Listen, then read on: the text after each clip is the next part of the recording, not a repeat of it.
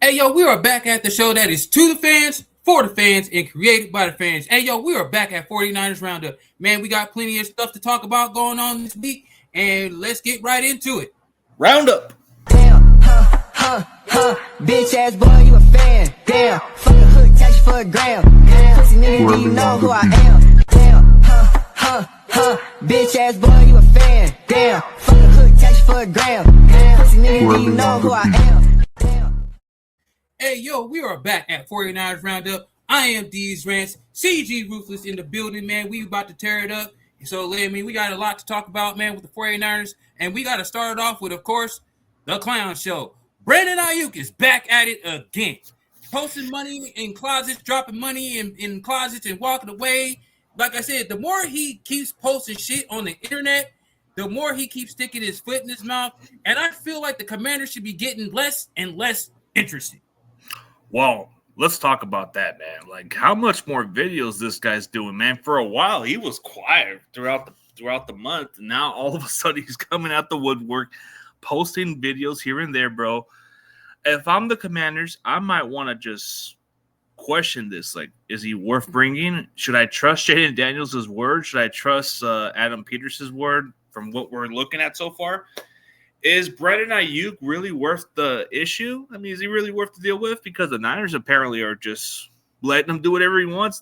He's not on our contract. He's just on a not report list. He's just a head case. He is just what Antonio Brown is, the head case without the talent of his caliber. You know, like this guy just doesn't know when to grow up. Like, bro, the more you keep posting videos, the more bad it looks. It's like I compare the situation of Brandon Ayuk. It reminds me of an employee, you know, a guy who earned his check, earned his pay raise, right? He got his pay raise, got a little promotion, and what happens? He acts a little bit above everybody else, comes to work late, has an attitude with the employees, treats the customers like crap, and then puts up with the boss into the office and walks out and be disrespectful. And then the following day gets fired and then posts his dumb videos and say how unfair the boss was and everybody else. That's what it reminds me of.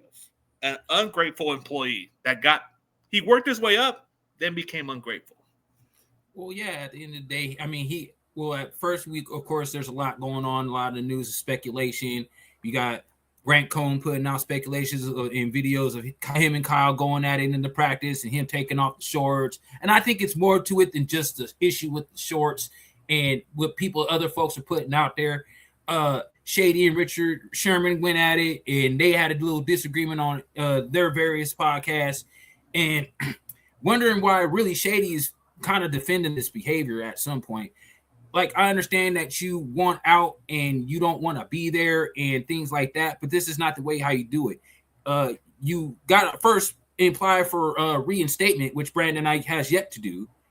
So he has to go through that. Then he has to take a physical with the 49ers before they're even able to even trade him. So he still has to show it to the building and enforce his release or anything. And on top of that, then he, like I said, the legal issue with the speeding, because he still has that warrant, and if he ain't, and if I'm surprised the local police department or whatever ain't came to his house and arrested him already. So we still got that in play. So for him to get out of there and want to be a Commander so bad, I honestly think him even signing with the Commanders at this point and him saying it and all the bullshit and him wearing Commanders gear and go Commanders and him cheering all that's just all cap, bro. It's all cap. Well, the league needs to investigate if this is tampering. Like, dude, I don't know. It's odd behavior.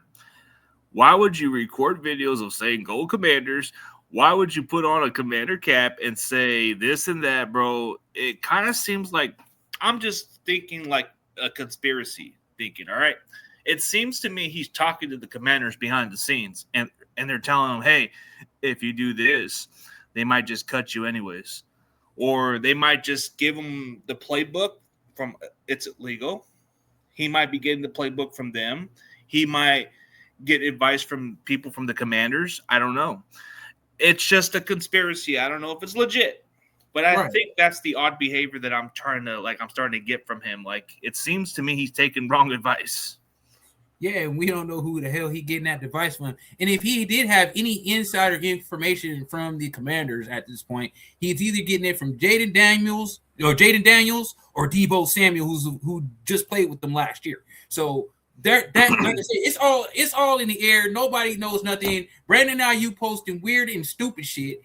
It don't make no sense. And like I said, it just smells like the Commanders need to turn around, and the Commanders and their fans who want Brandon Ayuk so bad need to turn around and really run from this, dog, if you want my advice.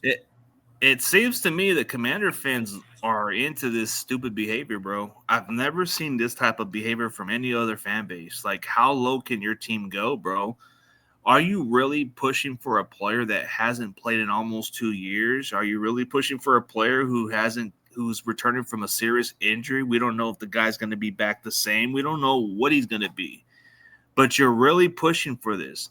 Like, you do have to understand the circumstances for the 49ers, bro. It's not that we don't want to release him. I think it's something to do with Ayuk hasn't reported to the team, or he hasn't really reinstated like you said. So now I'm kind of understanding why the Niners are still holding on to him. And so also he hasn't done any rehabilitation, anything with the 49ers. So, of course, you know, out in all season and rehab when you're injured, you can train with whoever you want.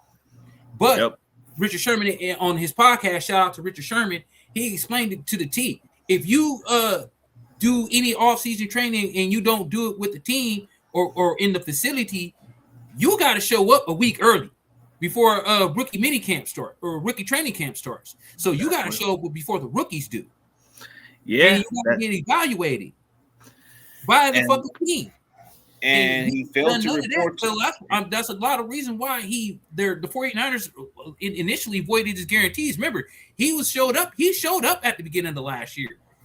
And then and then George Kittle, as he said, I seen him week 6, 7, and 8 running 22 miles an hour and stopping on a fucking dime.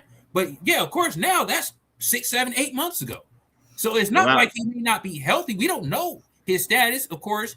And everybody else is telling him to go put some film, or Richard Sherman's telling him to go put film out there. Do something. Because if you really want the 49ers that bad, the 49ers are not going to let you in the fucking building at all. You got to at least reinstate. They're going to treat your ass like the motherfucking bubonic fucking plague. For real. They don't want you in the fucking building fucking with shit unless you go really act right. And even at this point, I think that bridge is burnt. And he burnt it himself. And the shit that he keeps doing is putting his fucking foot in his mouth and making detrimental conduct to his career, because $2,000, and this is still conduct that's still detrimental to the team. Yeah, both it is. Teams, if you want me to be honest, is both teams. It's bad for both ways. It's bad for both teams. Really bad for the 49ers, but we could do whatever we want because he's still under contract. But it's also bad for the Commanders when he's out there promoting ticket sales and shit, and talking about going on tour with them and shit, which is absolutely fucking asinine, because I'm not sure at this point they should not want him in the building. And like I said, if he does sign with them, like I said, at this point, like I feel like it's cat, and I'm at a point. Wide receivers that are out there that the Commanders really could do. They had a chance at Jawan Jennings, bro. If they wanted an next 49ers so bad, they could have got Jawan for a pretty cheap deal. But instead, they're still hoping for Brandon Ayuk, bro. Hey, if Brandon Ayuk, but they didn't seem to like it after all. But let's put it this way: Ayuk, if he does sign with the Commanders, if I'm the 49ers, I'm going to file a report for tampering, because I don't know. It's possible. Like, how is Ayuk still communicating? Like, how is he acting like this? This is just odd behavior. Right. I don't know. Maybe he's mentally not there, or maybe he is talking to the Commanders, bro, and we don't know. Stuff behind the scenes you don't know, bro, because let's say, for example, you're talking to another company, right? And you're still with the company of somewhere else, but you're talking behind the other company's back, and they don't have no info on that. What you're doing. For all we know, Brandon Ayuk could be talking to the Commanders behind the Niners' back. Oh, absolutely.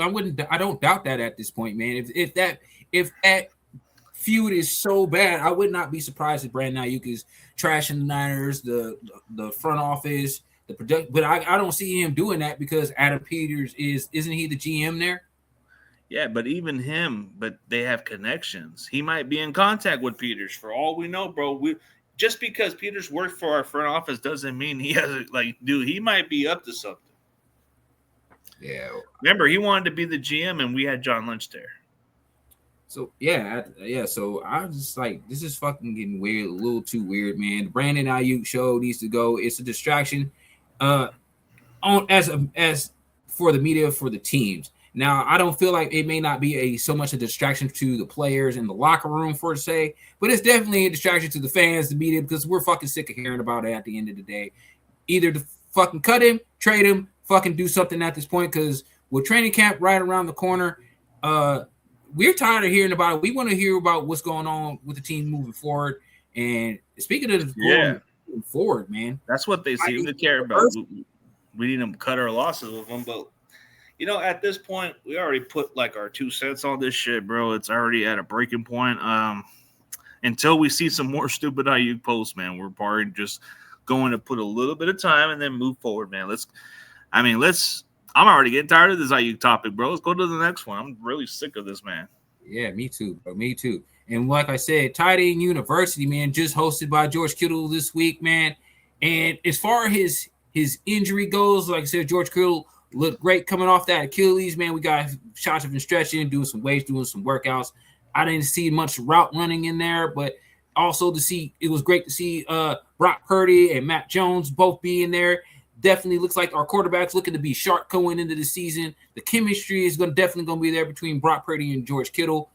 And I just want to see more. Hopefully, Jake Tonjes and Luke Farrell maybe got in there and got some lessons. Maybe Braden Wills got some lessons in there too. So hopefully those guys showed up.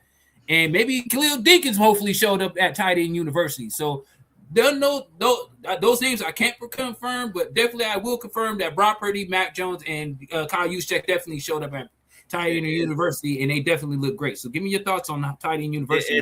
It's been a good platform for what they've been doing. Kittle and Travis Kelce and Greg Olsen has created this platform for a while, but it's been good for this tight end community where it's probably one of the most underappreciated positions at one point, but now it's becoming the most other position that people have to pay attention to. Like they used to do practice facility towards Vanderbilt. Now they're doing it at the stadium. So it's like pretty cool.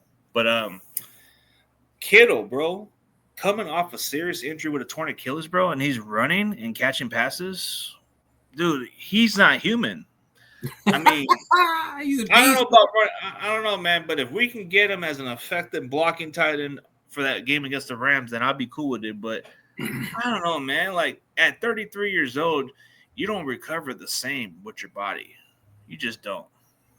Well, like I said, George Kittle out here with his Achilles injury, and he's talking about being ready for week 1. So, and that's just risky, man. Like, don't you think it's kind of risky that he can get a setback if he plays? Setback if he plays, but he so far has had no setbacks. This dude's over here healing like he's motherfucking John Cena and shit. Oh, you can't see me. Right, he over here healing like he's Super Cena, bro, for real. Or like quarterbacks that you'll come back in a couple months. Yeah, definitely good to see. And training camp right around the corner, man. So it's definitely good to see George Kittle in great condition, good spirits, man. And like I said, Brock Purdy looked great throwing the ball out there. So like I said, Mac Jones looked great and looked like they had a fun time, and definitely got some education out of it. I know a couple of guys may have not have gone to the class, but the guys that were there needed to be there. So hopefully, like I said, maybe a few of our younger tight ends hopefully got the opportunity to get the invite and hopefully got an opportunity because what we got going on with the tight ends position, man, it's not much behind George. We've been concerned about that. And maybe hopefully Khalil Dunkins can come and be that guy. And hopefully Luke Farrell and Jake Tonjes can turn it up. And hopefully they showed up at Tight End University to do that, my man. We'll see, but they're building chemistry. That's all that matters. Like even with Mac Jones and all that other stuff, they're showing some commitment and they're trying to get to be on the same page. So I think Tight End University has built a good commodity for that position. Yeah, definitely, and especially with the tight ends getting that work in right before training camp, man. We definitely gotta be talking about training camp with it coming right around the corner, man. Coming within the next couple of weeks, man. We gotta talk about training camp position battles, man.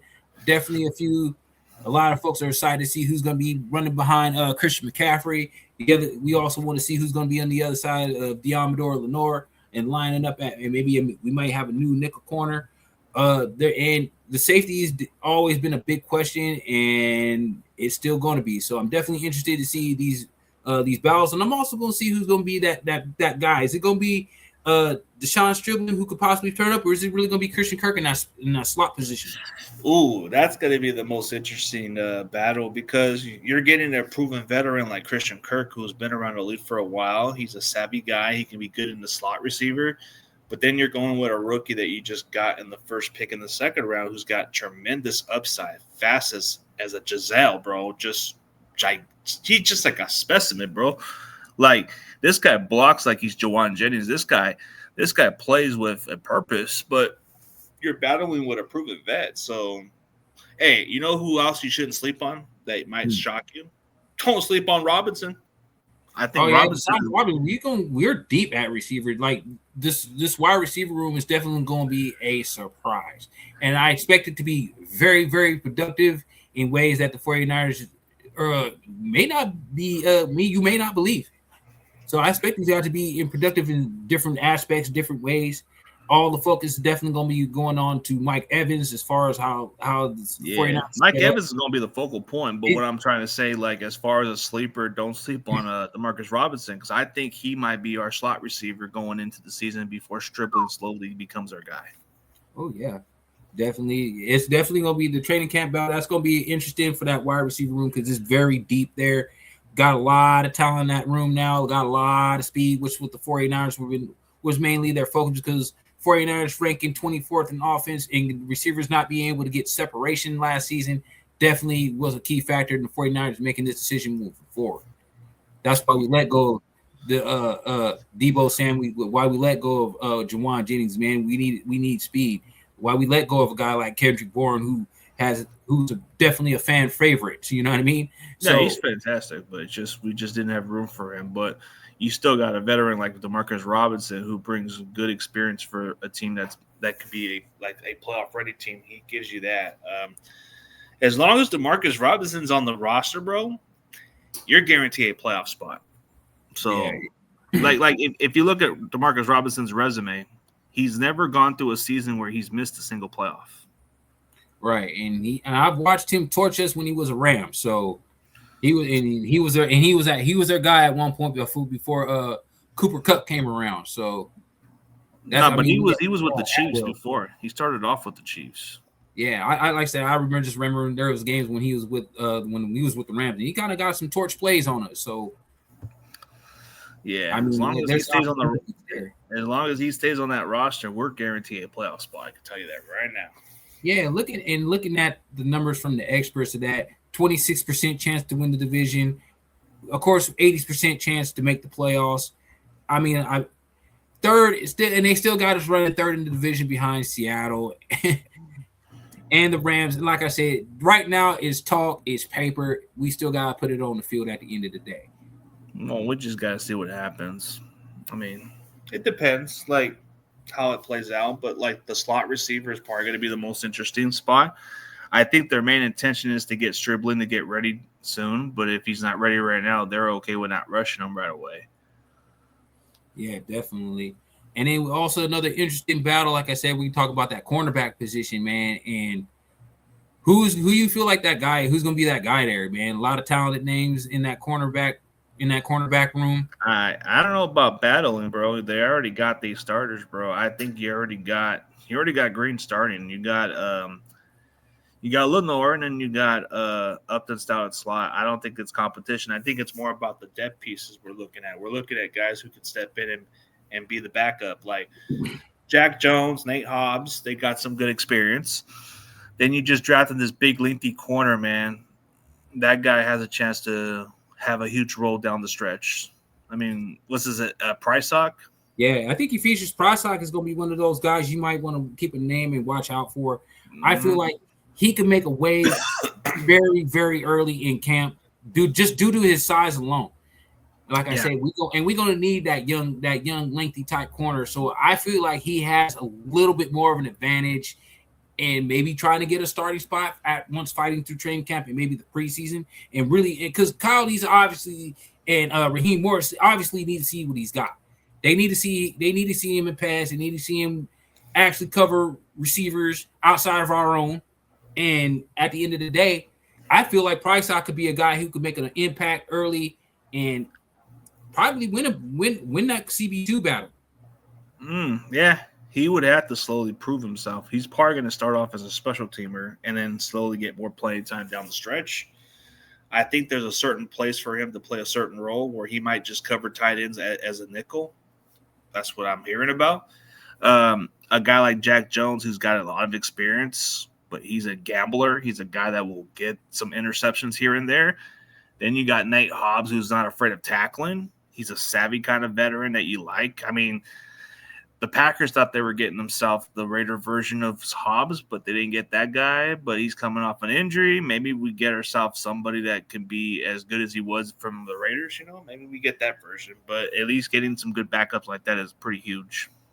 Yeah, I definitely feel that. So that's another interesting battle. Safety is going to be another key position. A lot of fans feel like the 49ers are kind of lacked, especially since we didn't do anything to address that matter in the draft. So I feel like maybe, of course, we got our set stars with Malik Mustafa and maybe Jair Brown. But is there any other guys you feel that could make an impact? As far as like impact, like besides those two guys, Marquise Siegel is somebody to watch out for. I think they really like this kid. I think he made some strides at the end of the season. And I think that's what you're hoping for. Maybe slowly this guy develops nicely. They just signed, what's his name, Ashton Davis, which he's a special teamer, a solid backup. I think he could be a starter too for a situation like this. You don't bring in a veteran of his caliber unless you feel the need to. But last year he was on Robert Saleh's radar, so it seemed like they still had interest of him after Saleh left. So yeah, that's like another battle. And of course, the key position here is at RB2. Everybody has the feeling and loves Kaelon Black, and I feel like he could be that guy there. Jordan James is still a factor. Isaac Guerendo could be an added piece once he comes back from injury, if he is able to even make the team after that point. But right now he's out with that shoulder injury, and I think we're gonna go from there. I think it's gonna be pretty slim for him right now, bro, because coming off with that injury, it's gonna take him away from competing for that spot.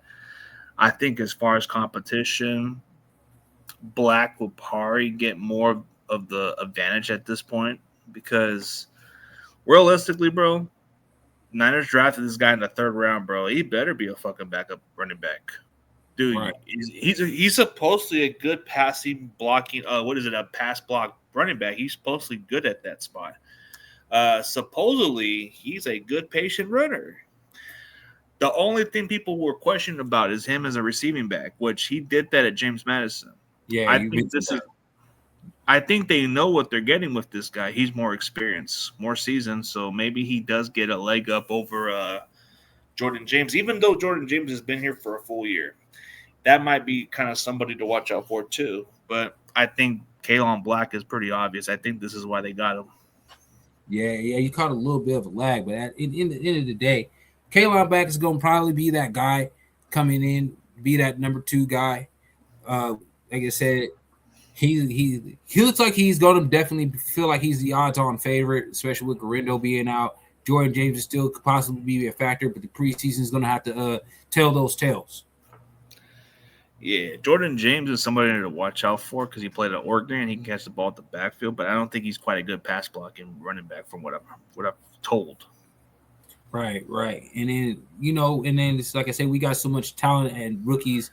I feel like, especially when we talked about some of the rookies that we do, Kaelon Black, Ephesian Price, is a guy, like I say, who probably could be able to contribute very early this season. Is there anybody else that in your mind that possibly could contribute very early, maybe even week 1 going into this season? Well, if we want to talk about early contributor, Romello Height to me seems like an obvious choice because right. I don't think Mikael Williams will return later in the season. I think he's going to have to step in and play a huge role in the early part of the season. I think his impact is going to be felt right away. So, yeah, I'm going to say Romello Height for sure. Yeah, I think for me, I think it's either going to be Ephesians Priceock or Deshaun Stribling. Deshaun Stribling is definitely going to have a role in this offense with the speed, size, youth. Like I said, we already said that Mike Evans, and I feel like he is going to be the focal point of this offense as far as coverage, but everything is still going to run through CMC. So everything is still going to go through Christian McCaffrey, but now it's going to be the opportunity to confuse defenses with speed, not knowing who to cover, who's going to get the ball. So this is a huge opportunity for Brock Purdy to get these rookies in early, get these guys hopefully could be contributors early. Romello Height, hopefully could be a contributor early. We got him in the third round. Deshaun Stribling, he should be a contributor. You know what I mean? But undrafted free agents too. I'm not gonna sleep on them because especially when it comes into that safety room again. I come back to the safety room because, like I said, a lot of fans feel like that's going to be the weak point. So I feel like I said I've spoken in the past. We did get Jalen Stroman, and I feel like that guy can even make an impact and actually make the team. I don't know. It depends on the camping battle, but I just don't think he's going to beat out Jair Brown right away.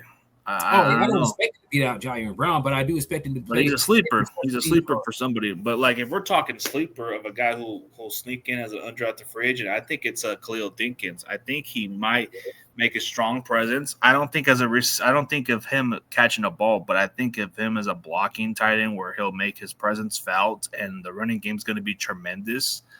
That might be the most underrated impact that I kind of could see from Dinkins.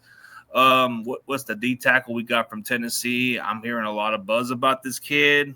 This kid might make a strong push, and then you got Khalil Kamara, another guy. I think that's who you're talking about, Khalil Kamara. He's definitely Kamara from Indiana. I heard about him a little bit, but what's his name? Thompson, or I don't know which guy. The guy from Tennessee we just got. I'm hearing a lot of good things about him also. And then the other guy from Illinois that we got, Thompson.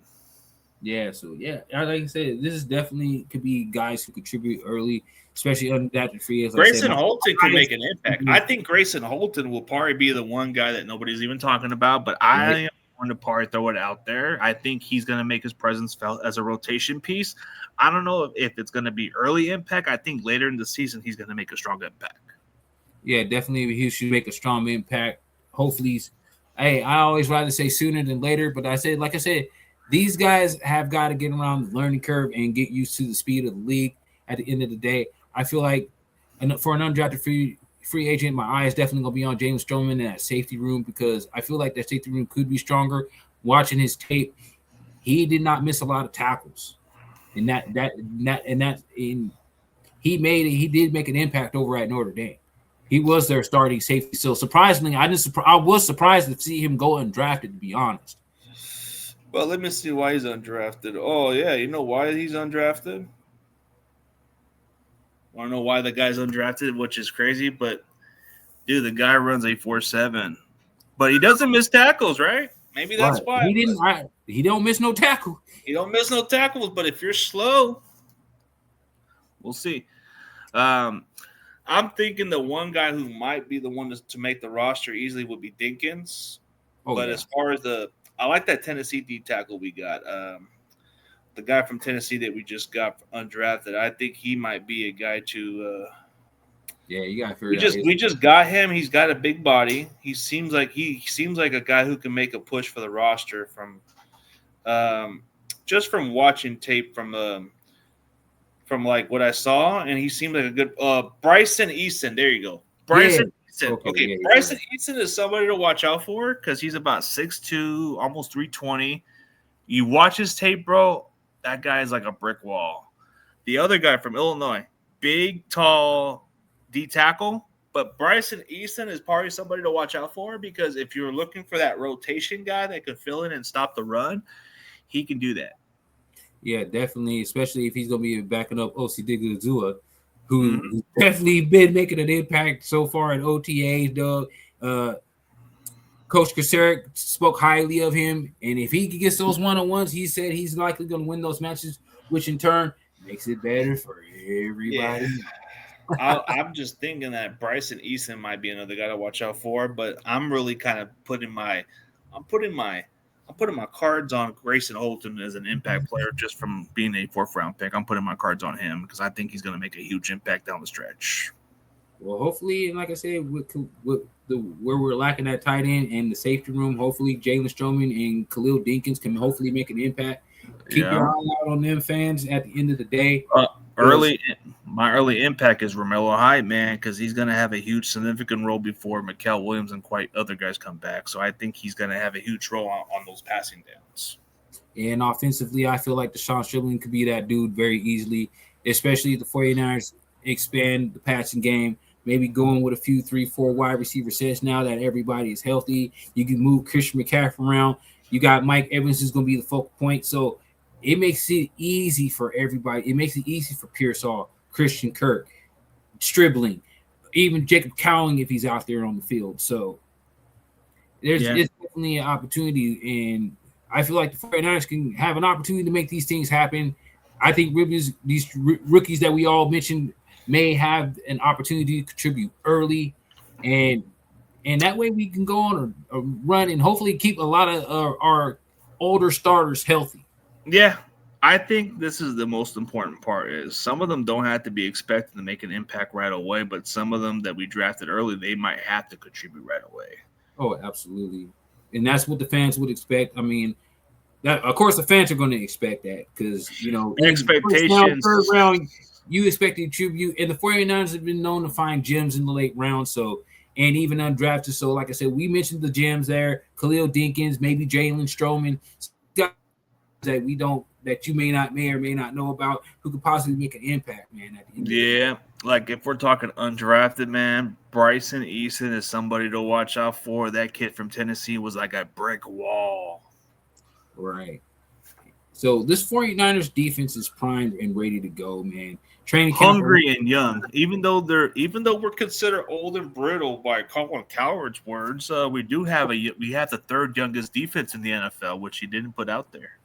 Yes, like I say, you felt you want to talk about the oldest offense, but like I say, we talked about this last week with the perfect mix, and like I said, we got that. And I feel you want an old offense, actually. You want the offense who can operate, and then you got a young, hungry defense that could just go after. And I think that's kind of the same form what Seattle kind of took because they were a young, hungry defense, and they got a little bit older on offense. They got Sam Darnold, who had the leadership and the experience. You know what I mean? At the end of the day, he's been around the league a lot. So at the end of the day, this is you saw with Tampa Bay too, with Brady and some of the old players on offense. You saw that, and then you saw it with their young defense. So you see it. It's a good mix of success. And I believe that's going to be the trend going around the league, man. Like I said, it's almost like the NBA how it evolves. So, and with that going down, and there's some crazy shit going on in the NBA right now that you won't even believe. Yeah, if you're an NBA fan, tune in on that. That would be something else. No ball getting traded to the T-Wolves is crazy work. So yeah. Outside of that, man, we're going to come back now next week, man, for 49ers Roundup, man. We thank everybody for tuning in. Make sure you like, follow, subscribe, join the rant. And if you, a 49er fan, ever want to have an opportunity to be on 49ers Roundup, man, all you got to do, hit your boy up. Subscribe and round up. And we will round these dudes. We will round y'all up, man. And make sure you tune in. Thank y'all for like, following, and subscribe, man. Like I said, fans, we looking for you. Come and join us. Join the ruthless empire where we speak. And round up with us. Until next time, we are out. Round up.